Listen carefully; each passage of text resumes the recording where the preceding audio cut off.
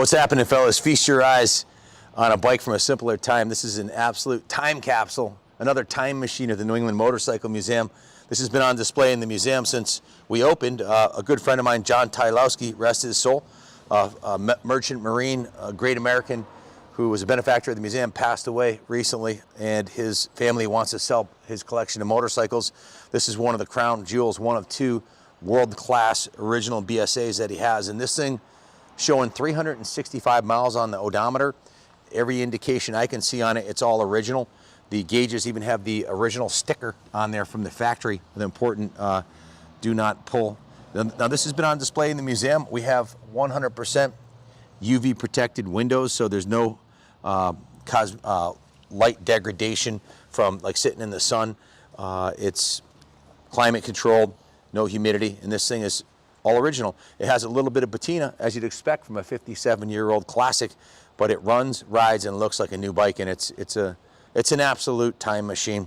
This is a dual carb Lightning model. This is the performance model that BSA had built to take on Honda and Triumph and all other comers, and it's a flashback to my youth because my dad rode Triumphs, and my brother and I, my first motorcycle was a Daytona 500 Triumph, and I later had a couple of more high-performance BSAs, and this is a kick-ass piece. Can you zoom in and show them the original factory graphics on the gas tank here?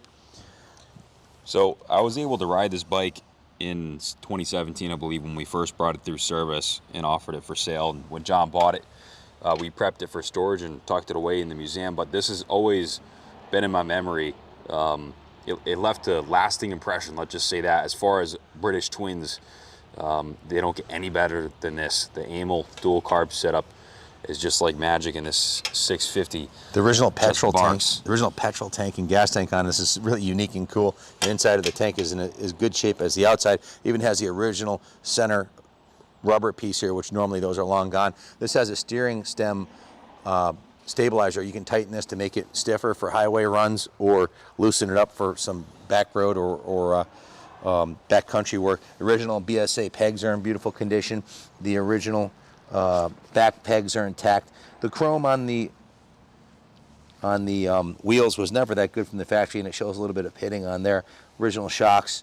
Has a nice set of Roadrunner tires, Avon Roadrunners on the rear. Dunlop K181 on the front. Tires are in good condition. It's ready to go. Absolute joy to ride. Easy to start. It is a kickstart. No push button on this one. It's just been tuned to perfection by my techs here. The carbs have been completely rebuilt, cleaned, and all the fluids are fresh in it. It's ready to go. Let's do a drive-by. Guys, this bike is an absolute joy to ride. John has two world-class BSAs in the museum here. The second one is a black Thunderbolt. The Thunderbolt is the single carb, little bit less performance version than this one right here. This was the high performance model. I took the Thunderbolt to a track day. I took the Thunderbolt to a track day at Thompson Motor Speedway, I don't know, 4 or 5 years ago. Rode it from here to the museum 40 miles away and took it on the track, and it was an absolute joy to ride. These are very light, nimble, easy to handle, easy to start, easy to work on. They're very simple machines. And this one here has not been ridden since John put it in the museum, other than up and down the driveway and up and down the street here. It's exactly how it came in here. It had 360, I think, 2 miles when he bought it to the museum here, and there's 366 on it now. So, Bill, you want to add any words of wisdom about this classic? Well, I don't know how much wisdom I got, but I'll tell you what, these things are bulletproof. This thing, the A65, this is a Lightning Rocket. Rocket. It's a Lightning Rocket. It's the full development of the 650 twin with the twin carbs, high performance, like Ken Jr. was saying. It's fast, handles beautifully, and having ridden one of these a little while ago, the same model in similar condition, I fell in love with this bike. It's just a beautiful motorcycle, handles fantastically for a bike of its vintage. How old did you say it is, Ken? It's 57 years old. It's the same year as me. It's almost 60 Oh my years God. old, and then it's original, which is remarkable. Yeah, remarkable for sure. Yeah, this particular bike is just in fantastic condition. All the cycle parts are original. Look at the chrome on the gas tank. It's priceless to find one this mint and original. I don't think I've ever seen one like this mint and original. And you know, you can tell it's got a little patina on it. Nobody ever resprayed it. It's got the original graphics, and the side covers are beautiful. It's the nicest original I've ever seen. I've never seen a finer preserved original. And I was proud to hold it in the museum here. If someone buys it, we'd love to keep it on display here. John was going to keep it here for, well, forever, and he did. Unfortunately, he passed away, so his family wants to sell it, and it's going up for sale. Right, and a lot of our guests had a good long look at this bike and could remember it from back in the day. There were people that had them and people that wished that they had them back in the day. 1965 was the turning point, and it was when, you know, motorcycles had really taken off all over the world in sales, and BSA was at the head of the line. They were the ones, you know, selling the most bikes because they had the best motorcycles on the planet. And you know, it evolved into that. So this is the fruits of their labor right here. So I'm 100% in favor of this motorcycle. This is a great bike, and, you know, very well presented.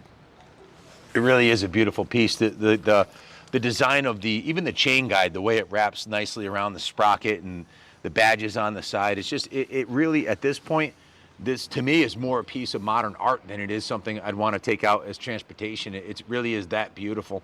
And if I had a choice of this motorcycle right here or one that someone did a frame off restoration and repainted it, hands down, myself and any other collector who knows what they're looking at would take this original, because the value is in the originality. Showing 366 original miles on it. I only have one. I have a matchless in the museum that has under 200 miles on it.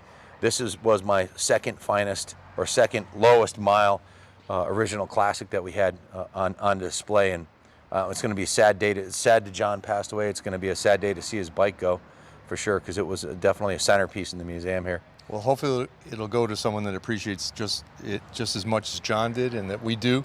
You know, this bike is a no excuses motorcycle that you could ride if you chose to. And you know, I like it original and unrestored just as you do. And you know, a finer example does not exist in my opinion. I haven't seen one. Quite often when they're restored, they don't have the original fit and finish. The chrome looks too shiny, or the paint is too deep. I mean, this is the construction materials and finishes that were from that era.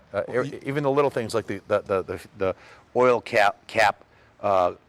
It says see instruction manual. It says Haveline on here for the oil. It says Shell or Haveline on the. It's just cool, man. And these bikes, the service manual teaches any person that they could fix this bike on the roadside or in their workshop themselves. And I'll bet you a dime to dollars to donuts that there's nurdles on the paint on the frame where they hung this bike. They used to dip these frames in paint at the factory. So yeah, they didn't spray them, they dipped them. And when they hung them up, there's nurdles on the frame going that way, where they were hung straight up and down like this. So the nurdles were on the bottom, and that's, you know, the paint was dripping off, and that's where it hardened. Yep. Yeah, it's a beautiful bike.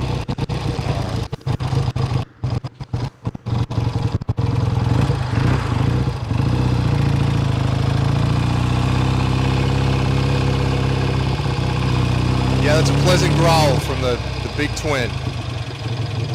This is the fastest motorcycle, I believe, in its day on the market. Good luck bidding on this one, and God bless America.